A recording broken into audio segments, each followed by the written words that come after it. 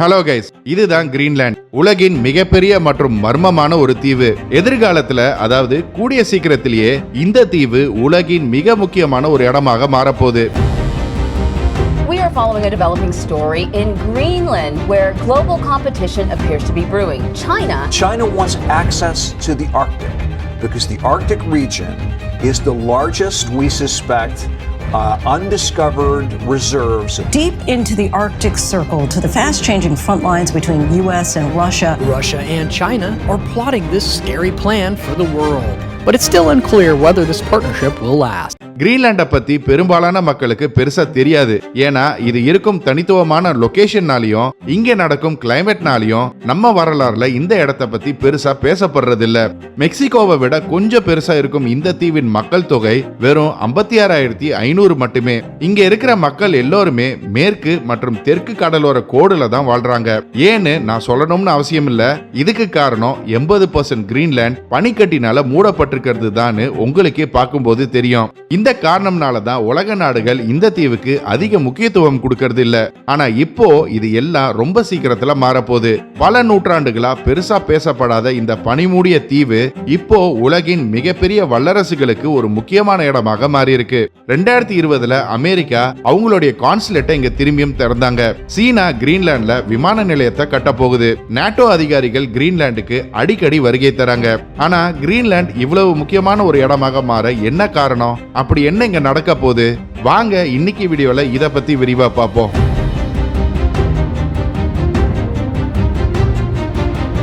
இந்த வீடியோ பல இன்ட்ரெஸ்டிங்கான விஷயங்களை பத்தி பேச போகுது. சோ இத மறக்காம உங்க ஃப்ரெண்ட்ஸ் அண்ட் ஃபேமிலிக்கும் ஷேர் பண்ணுங்க.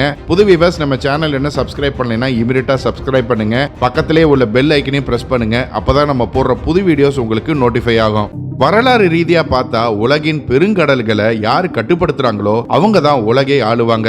இது கடந்த 100 ஆண்டுகளா நடந்துகிட்டும் வருது. உலக பெருங்கடல்களை யாரு கட்டுப்பாட்டுல வச்சிருந்தாங்களோ அவங்க உலகையும் ஆண்டாங்க. ஆனா இந்த உலகளை யாருமே கட்டுப்படுத்த முயற்சிக்காத கடல் ஒண்ணு இருக்கு. அதுதான் ஆர்டிக் ஓஷியன். இந்த கடல் பகுதி பல நூற்றாண்டுகளா பனினால மூடப்பட்டு இருந்தது. இதனால யாருமே இங்க வர தயங்கினாங்க. ஆனா இப்போ ஒரு பெரிய மாற்றம் நடந்துகிட்டு இருக்கு. அதுதான் புவி வெப்பமடைதல். இதன் காரணமா கடல்ல உள்ள பனிமலைகள் எல்லாம் வேகமா உருகிக்கிட்டு வருது. மேலும் இந்த பனி உருகுதுங்கிறது புது கப்பல் வர்த்தக பாதைகள், அதிக நன்னீர் இருப்புகள் மற்றும் சூப்பர் பவர்களை கட்டுப்படுத்துறதாகும். இந்த கடல் பகுதிக்குள்ள போக இருக்கும் கேட்வே கிரீன்லாந்து ஆகும். கிரீன்லாந்து இந்த ஆர்டிக் வட்டத்துக்குள்ள இருக்கு. அதாவது ஆர்டிக் பெருங்கடலுக்கு போக விரும்புறவங்க கிரீன்லாண்டை கடந்துதான் போகணும். அப்படின்னா கிரீன்லாண்டை யார் கட்டுப்படுத்துறாங்களோ அவங்க முழு ஆர்டிக் பகுதியும் கட்டுப்படுத்துவாங்க.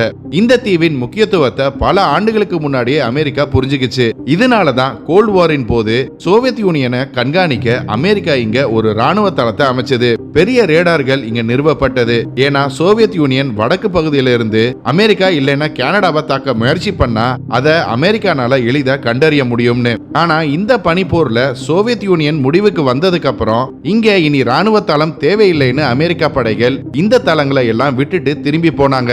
ஆனா இப்போ நடந்துகிட்டு இருக்கும் புவி வெப்பமடைதல் காரணமா பனி உருகிக்கிட்டு வர்றதுனால கிரீன்லாண்டின் முக்கியத்துவம் அதிகரிச்சுக்கிட்டே வருது. இது வெறும் ஆர்டிக் கடலின் போக்குவரத்துக்காக மட்டும் இந்த முக்கியத்துவம் அதிகரிக்கல. இந்த பனி உருகிறதுனால இது கூடவே இன்னொரு 3 முக்கியமான விஷயங்களும் இருக்கு. இது உலகின் எதிர்கால ஜியோ பாலிடிக்ஸையே அசைக்க போகுது. முதலாவதா கிரீன்லாண்டோட geographic location. Europe, America, Canada மற்றும் ரஷ்யாவுக்கு நடுவுல தான் கிரீன்லாந்து அமைஞ்சிருக்கு. ஒருபுறம் இந்த முழு வடமேற்கு பாதையும் கனடாவோட எல்லை கூட போகிறதுனால இந்த பகுதி கடல் மேல இருக்கும் கட்டுப்பாடு எங்களுடையதுன்னு கனடா சொல்றாங்க.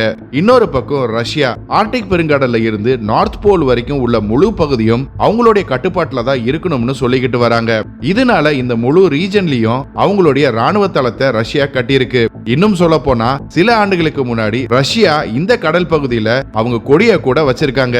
உண்மையிலேயே பனி உருகியதுக்கு அப்புறம் கடல் நீர் மட்டம் உயர்வு காரணமா ஒரு புது வர்த்தக பாதை உருவாகும். அதுதான் தி நார்த்தன் சீ ரவுட். இந்த பாதை வந்ததுக்கு அப்புறம் கிழக்கு ஆசியா, யூரோப் மற்றும் வட அமெரிக்கா இடையிலான வர்த்தக தூரம் நல்லாவே குறையும். ஏன்னா இப்போ கிழக்கு ஆசியா மற்றும் ஐரோப்பா இடையிலான வர்த்தகத்தின் பெரும்பகுதி சூயஸ் கெனல் வழியா தான் போகுது. இந்த ரவுட் வந்ததுக்கு அப்புறம் இது எளிதான வழியா மாறும். இந்த பாதை ரொம்ப குறுகியதாக இருந்ததுனாலையும் இது ரஷ்யாவின் கட்டுப்பாட்டுக்கு கீழே வர்றதுனாலையும் இந்த வர்த்தக பாதை நிறைய பணத்தை ரஷ்யாவுக்கு சம்பாதிச்சு கொடுக்கும். அதனாலதான் அமெரிக்கா அவங்க கடற்படைக்காக பல பில்லியன் டாலர்கள் மதிப்பிலான ஐஸ் பிரேக்கர் கப்பல்களை உருவாக்குறாங்க. இதனால இந்த முழு ஆர்டிக் பகுதியும் அமெரிக்கா நேவினால எந்த பிரச்சனையும் இல்லாம பேட்ரோல் பண்ண முடியும் மற்றும் இந்த ரீஜன் மேல அவங்களுடைய கட்டுப்பாட்டையும் பராமரிக்க முடியும்னு. இவங்களுக்கெல்லாம் அடுத்ததா சீனா. என்னது சீனாவான்னு ஆச்சரியப்படாதீங்க. சீனா முற்றிலும் ஆர்டிக் அல்லாத நாடு. அதாவது ஆர்டிக் பெருங்கடல்ல சீனாவுக்கு எந்த எல்லையும் கிடையாது. இருந்தாலும் சீனா இந்த முழு ரீஜன் மேலயும் ரொம்ப ஆக்டிவா இருக்கு மற்றும் அதோட ரீஜன் ஒண்ணுல ரஷ்யா கூட சேர்ந்து போலார் சில்க் ரோடு கட்டமைப்பையும் கட்டிக்கிட்டு வருது. இது கூடவே கிரீன்லாண்டின் இந்த சின்ன நகரமான நார்சாக் மேலயும் சீனா ஆர்வம் காட்டிக்கிட்டு வருது. ஏன்னா இந்த சின்ன நகரத்துல உலகின் 25% ரேர் மினரல்ஸ் இங்க ஒளிஞ்சிருக்கு. இந்த மினரல்ஸை வச்சுதான் இன்னைக்கு நம்மளுடைய பல தொழில்நுட்பங்கள் இயங்கிக்கிட்டு வருது. உதாரணத்துக்கு ஸ்மார்ட் போன்கள் முதல் MRI machines, electric cars, military ஜெட்ஸ்னு சொல்லிக்கிட்டே போலாம். நம்மளுடைய முழு எதிர்காலமும் இந்த வகை அரிய மினரல்ஸை சார்ந்துதான் இருக்கு. இப்போ பனி உருகிறதுனால கிரீன்லாண்ட்ல இந்த வளங்களை விஞ்ஞானிகள் கண்டுபிடிச்சிருக்காங்க. இது மட்டும் இல்ல, கிரீன்லாண்ட்ல இருந்து எண்ணெய், எரிவாயு, யுரேனியம் மற்றும் தோரியம் ஆகியவற்றின் மிகப்பெரிய இருப்புகளும் கண்டுபிடிக்கப்பட்டிருக்கு. மேலும் விஞ்ஞானிகளின் கூற்றுப்படி கிரீன்லாண்ட்ல இன்னும் உலகின் 30% இயற்கை எரிவாயு இருப்புகள் கண்டுபிடிக்கப்படாம இருக்குதுன்னு சொல்றாங்க. இது ஒரு மிகப்பெரிய கண்டுபிடிப்பு மற்றும் பல நூற்றாண்டுகளா இந்த பனிக்கட்டிகள் அதுக்கு கீழே இந்த பொக்கிஷங்களை மறைச்சு வச்சிருக்கு. இதெல்லாம் இப்போ மெதுவா வெளியே வர ஆரம்பிச்சிருக்கு. கிரீன்லாந்து டென்மார்க்கின் கட்டுப்பாட்டுல இருந்தாலும் கிரீன்லாந்துக்குன்னு சொந்த லோக்கல் மற்றும் இண்டிபெண்டன்ட் அரசாங்கமும் இருக்கு. இதனாலதான் அமெரிக்காவும் சீனாவும் நேரடியா அவங்க சொந்த நலனுக்காக கிரீன்லாண்டின் லோக்கல் கவர்மெண்ட்டுக்கு அழுத்தம் கொடுக்கறாங்க. ஒருவேளை சீனா கிரீன்லாந்துக்குள்ள நுழைஞ்சா அமெரிக்காவுக்கு எவ்வளவு நஷ்டம் ஏற்படும்னு அமெரிக்கா நல்லாவே புரிஞ்சு வச்சிருக்கு. சீனா ஏற்கனவே இந்த அரிய மினரல்ஸின் 70% இருந்து 80% உற்பத்தி மற்றும் விநியோகத்தை கட்டுப்படுத்துது. ஒருவேளை சீனா கிரீன்லாண்ட்லயும் கால் பதிச்சா அப்போ சீனா உலகின் நம்பர் 1 வல்லரசாக மாறுவதை யாருனாலையும் தடுக்க முடியாது. கிரீன்லாண்டின் உள்கட்டமைப்பு உலகின் மற்ற பகுதிகளை விட கொஞ்சம் பின்தங்கி தான் இருக்கு. இங்க நிறைய மலைகள் மற்றும் பனிக்கட்டிகள் இருக்கிறதுனால பெரும்பாலான பயணங்கள் சின்ன விமானங்கள், ஹெலிகாப்டர்கள், சின்ன கப்பல்கள் மற்றும் ஸ்னோ டாக்ஸ் மூலமா தான் நடைபெறுது. இந்த சூழ்நிலை காரணமா 2017ஆம் ஆண்டு கிரீன்லாண்டின் பிரைம் மினிஸ்டர் கிம் கீல்சன் சீனாவுக்கு போய் கிரீன்லாண்ட்ல 3 சர்வதேச விமான நிலையங்களை அமைக்கணும்னு சொல்லி சீனா வங்கிகள் கிட்ட நிதி கேட்டாரு. சீனா இப்படி ஒரு வாய்ப்பை தான் எதிர்பார்த்துக்கிட்டு இருந்ததுனால அவங்க உடனே சரின்னு சொன்னாங்க. ஆனா இந்த ஒப்பந்தம் அமெரிக்காவுக்கு எச்சரிக்கை மணியை எழுப்பியது. அமெரிக்க அரசாங்கம் உடனே டென்மார்க்குக்கு அழுத்தம் கொடுத்தது. அடுத்த நொடியே டென்மார்க் கிரீன்லாந்துக்கு அழுத்தம் கொடுத்து இந்த ஒப்பந்தத்தை ரத்து செய்ய வச்சது. சீனா கூட இருந்த ஒப்பந்தம் கேன்சல் ஆன உடனேயே இந்த விமான நிலையங்களை கட்ட டென்மார்க் நிதி அளிக்க தொடங்கியது. வெளிப்படையா சொல்லணும்னா அமெரிக்கா தான் இந்த பணத்தை டென்மார்க்குக்கு கொடுத்தது. இதே மாதிரி கிரீன்லாந்துல இருக்கும் ரேர் எர்த் மினரல்ஸ் மேல சீனா ஏற்கனவே ஒரு கண்ணை வச்சிருந்தது. இதன் காரணமா சீனா கிரீன்லாந்துல இருந்து ஜிங்க் மற்றும் லெட்ட மைனிங் பண்ண ஒப்பந்தம் செஞ்சது. கொஞ்ச காலம் கழிச்சு இந்த சுரங்கங்களுடைய உரிமையாளர் திடீர்னு சீனாவுடனான இந்த ஒப்பந்தத்தை ரத்து செஞ்சாரு. அதுக்கு பதிலா இந்த உரிமையாளருக்கு அமெரிக்காவில இருந்து $650 மில்லியன் செக் வந்தது. அமெரிக்காவோடு ஒப்பந்தமும் ஆனது. இதுல இருந்து இந்த சீனாவுடனான ஒப்பந்தங்களை முடிவுக்கு கொண்டு வர்றது யாருன்னு இப்போ உங்களுக்கு தெளிவா புரிஞ்சிருக்கும். கிரீன்லாந்துக்குள்ள சீனா எக்காரணத்துக்காகவும் நுழையக்கூடாதுங்கிறதுல அமெரிக்கா முழு முயற்சியில ஈடுபட்டிருக்கு.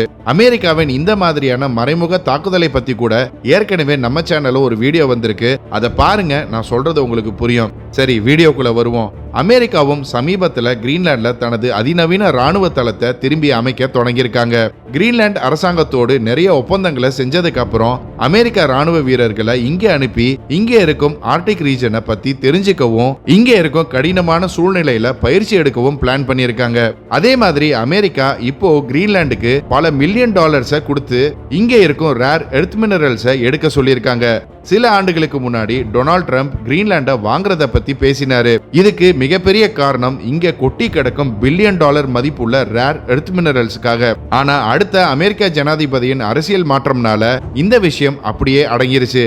சரி, இப்போ ஒரு சுவாரஸ்யமான விஷயத்த சொல்றேன் கேளுங்க. கிரீன்லாண்டின் உள்ளூர் சமூகம் சீனா முதலீட்டுல ரொம்ப மகிழ்ச்சியா இருக்காங்க. சீனாவை பத்தி நல்ல கருத்தியம் கொண்டு இருக்காங்க. சீனாவும் கிரீன்லாந்து கூட நல்ல உறவை தக்க வைக்க எல்லா முயற்சிகளையும் செஞ்சுக்கிட்டு வருது. என்னதான் அமெரிக்கா எதிர்த்தாலும் கிரீன்லாண்டின் பிஷிங் அண்ட் டூரிசம் இண்டஸ்ட்ரியில சீனா நிறைய முதலீடு செஞ்சிருக்கு. இப்போ உலக வல்லரசு நாடுகள் அனைத்தும் ஏன் கிரீன்லாண்டை கட்டுப்படுத்த விரும்புறாங்கன்னு உங்களுக்கு புரிஞ்சிருக்கும். இனி காலம் செல்ல செல்ல உலக ஜியோபொலிட்டிக்கல் மேப்ஸும் மாறும். உலகின் முக்கிய மைய புள்ளிகள் மாறி புது வாய்ப்புகளும் புது சக்திகளும் உருவாகும். இந்த மாற்றங்களோட விளைவு என்னவா இருக்குங்கிறத காலம் தான் சொல்லணும். காத்திருந்து பார்ப்போம். ஓகே கைஸ், இன்னைக்கு வீடியோ அவ்வளவுதான். கிரீன்லாந்து அமெரிக்கா கிட்ட இருந்தா நல்லதா இல்ல சீனா கிட்ட இருந்தா நல்லதா? உங்க பதில கமெண்ட்ஸ்ல சொல்லுங்க. இந்த வீடியோ பிடிச்சிருந்தா லைக் பண்ணுங்க, ஷேர் பண்ணுங்க. போன வாரம் கமெண்ட் பண்ண மொத 10 பேரை பார்ப்போம்.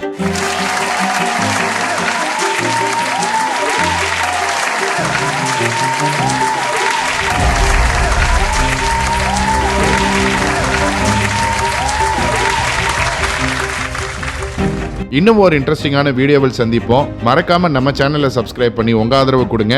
Until then, stay safe, signing off. நன்றி.